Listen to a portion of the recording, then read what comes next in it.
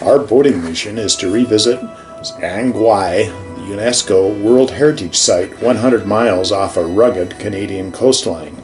It's the United Nations pick as the best representation of a traditional Northwest Coast Indian village site, and also is the last to be occupied full-time.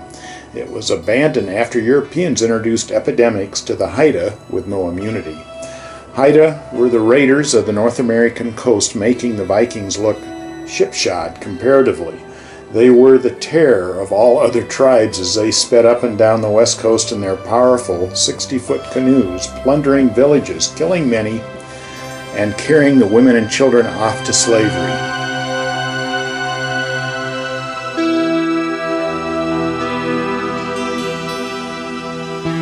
The journey of Albidos begins in Friday Harbor, Washington, where the grandkids like to check up on and feed herring to Popeye, the handicapped one-eyed seal. A stop at Sullivan Bay in the Broughtons is routine to celebrate either Canadian or U.S. Independence Day.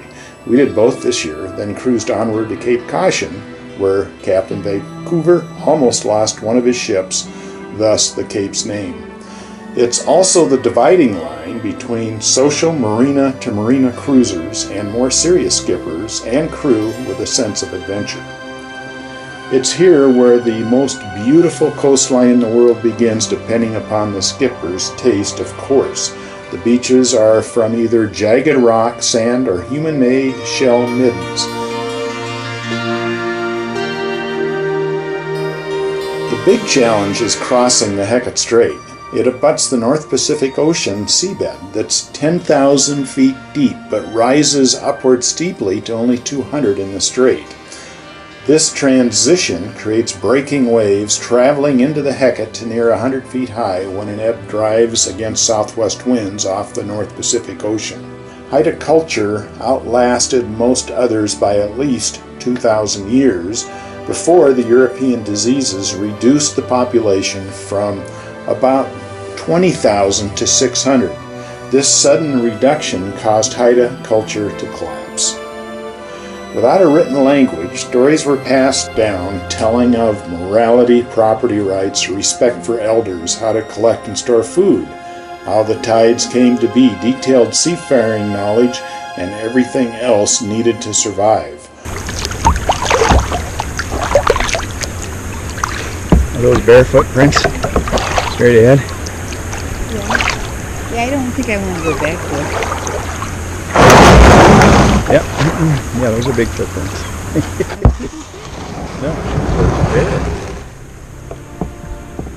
Potlatches were a critical ingredient to Haida culture, where the most productive hosted the big party, giving away, actually loaning, their wealth to others with status and the expectation that the gifts would be paid back with interest. The least productive in Haida culture remained low status, enslaved, traded or gambled away, or even sacrificed.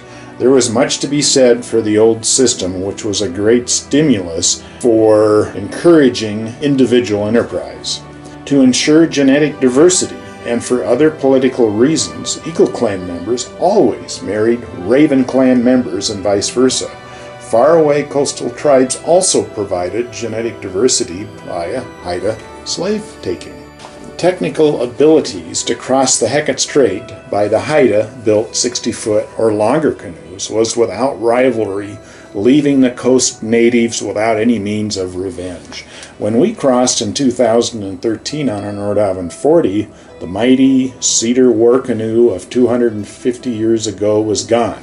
In its place was a rebirth of Haida art, logging, and fishing jobs. This summer, we found a continued resurgence with more emphasis on documenting the cultural history and working to take more control over their land, sea, and sky. And the Haida are exceeding at this. They recently gained real control over a portion of their ancestral property known as Gwaii Haunas National Park Reserve. It's an isolated archipelago that's both unique and mystic.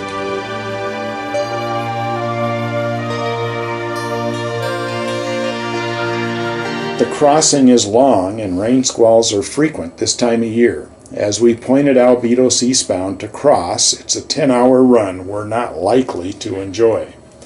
I recalled a Haida story about crossing the Hecate. Don't go canoeing across if you don't see whales. I wondered about the meaning and finally figured it out. We see the big humpback whales plume as they surface. Then we see the whales. When it's windy, the plumes are blown flat, and we never see any whales. Voila! Too windy? No whales. I got it. Don't go canoeing if it's too windy.